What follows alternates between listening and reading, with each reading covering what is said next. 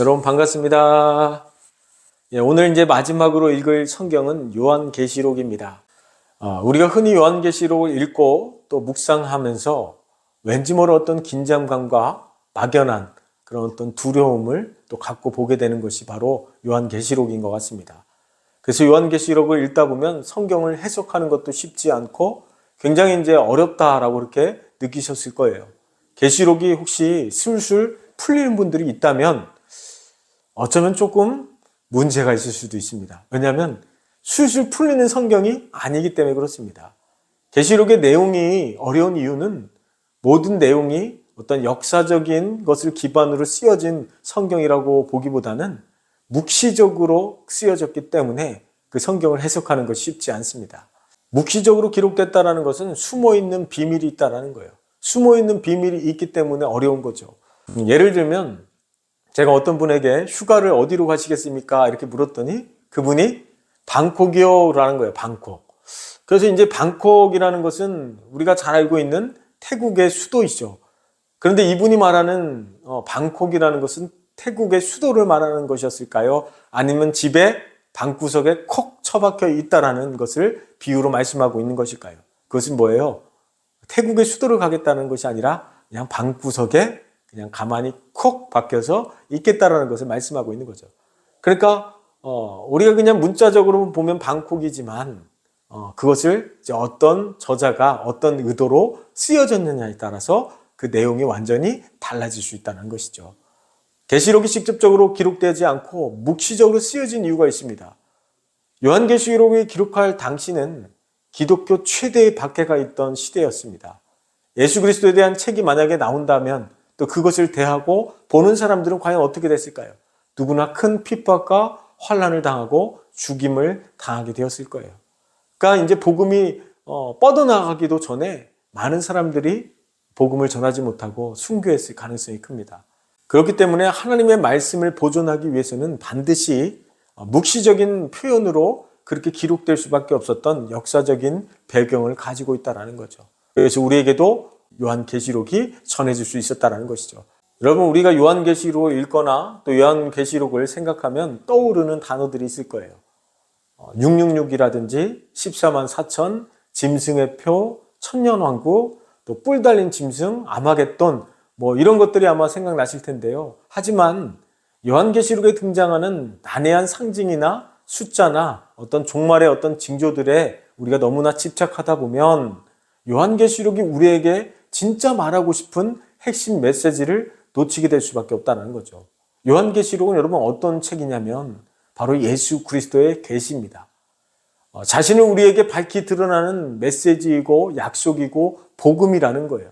요한계시록을 읽을 때 절대로 놓치지 말아야 될 것이 있다고 한다면 예수님은 누구인가? 예수님은 어떤 분인가? 예수님은 왜 다시 이 땅에 오시는가? 이런 예수 그리스도에 대해 초점이 맞춰져야 된다는 것이죠.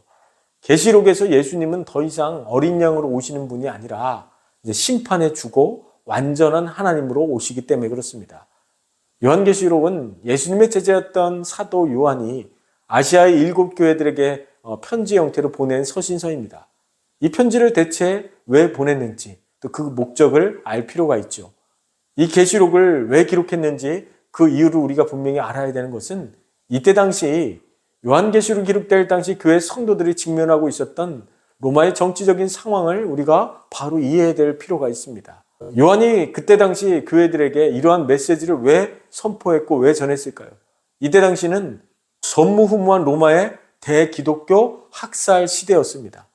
이때 도미티안 황제라는 사람이 엄청난 핍박으로 인해서 교회는 완전히 사라질 그런 위기에 처했던 시기이기도 합니다. 그런 도미티안 그 박해로 인해서 사도 요한은 반모섬이라는 곳으로 이제 끌려가 거기서 노역을 당하게 됩니다. 그리고 그곳에서 기록된 말씀이 바로 요한계시록이죠. 이러한 상황 속에서 요한은 반모섬에서 신비하고 놀라운 그 환상들을 보고 계시의 말씀을 기록했다는 것이죠. 요한이 있던 반모섬이라는 곳은 이제 돌을 캐냈던 채석장으로 그렇게 쓰여졌던 곳입니다. 노년의 이곳에서 요한은 고된 노동을 하면서 과연 무엇을 했을까요? 그래서 아마도 열심히 기도했을 거라는 거예요. 기도 중에 환상을 봤을 거라는 거죠. 어렵고 힘들 때 성도들이 해 나가야 될 마지막 소망은 바로 기도밖에 없다는 것입니다. 여러분, 어떤 어려운 환경에 놓였다 할지라도 우리가 기도를 놓지 않는다면 반드시 그곳에서 하나님의 계시를 보게 될 것이고 하나님의 뜻을 발견하게 되는 줄 믿습니다. 그 두려움을 이겨내고 핍박을 이겨낼 수 있는 것은 오직 예수 그리스도를 우리가 믿음으로 끝까지 지켜야 되는 것이고 그 믿음을 왜 지켜나가야 되는지를 우리 스스로가 깨달아야 되고 그것을 발견해야 된다는 것이죠.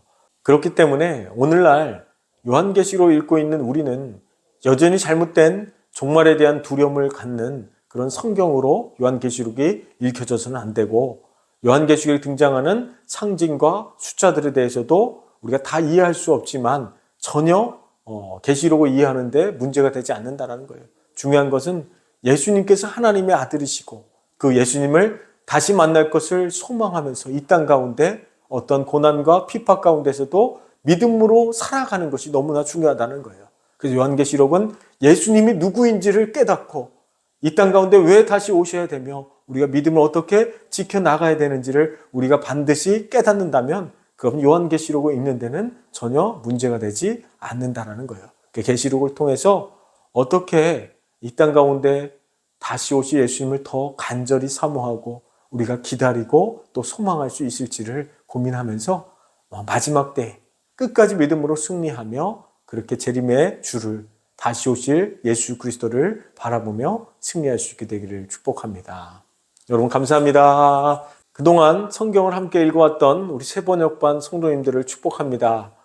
이제 말씀 캠프를 이제 종료를 하지만 이제 삶 속에서 하나님 말씀을 붙잡고 말씀을 또 읽고 하나님의 뜻을 발견하며 우리가 날마다 그 말씀의 풍성한 그 진리 가운데 거할 수 있게 되기를 축복합니다. 그래서 2025년도에 우리 성도님들의 각 가정마다 풍성한 말씀의 잔치와 풍성한 은혜와 간증들이 넘쳐날 수 있게 되기를 또 그런 축복하면서 그렇게 기도하겠습니다. 제가 마지막으로 기도하겠습니다. 하나님 감사합니다.